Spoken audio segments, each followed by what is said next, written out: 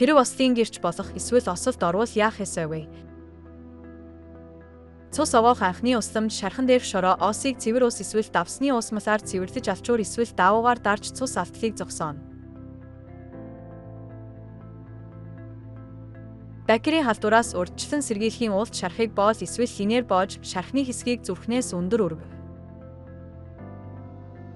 Мовойд хазуулсан охиолдолд авах анхны усламж мовойд хазуулсан үед шархыг зүрхэн ус газраас доод хэсэг чиглүүлж цус алтлыг зогсоож хор архаас сэргийлэх хэрэгэ. Хорыг амаараас сорох эсвэл бомб зэргээр хорыг арилгах гэж оролдох нь хоёр дахь хүн халдвар авах эрсдлээ бол хизээж хийж болохгүй. Шархыг хич ханг боовол шархны өвчтөд үүсэх эрсдлээ ус хазуулсан газраас дээш 10 сум өндөрөө дарал боол эсвэл даавууг хөнгөн уяарай.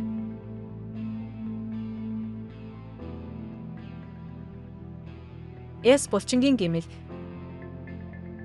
Элбэг охиолддог яс булчингийн гэмлийг ерөнхийд нь хөхрөл, цуурал, мулрах, хугарал гэж ангилдаг. Яс булчингийн анхны усламжийн хамгийн чухал зүйл бол цаашид гэмхээс урьдчилан сэргийлэх юм.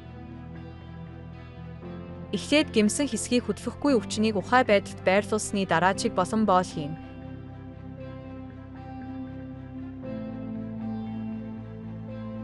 Өвдөл намдааж гэмсэн хэсгийг гажлаас сэргийлэхэд тусалдаг.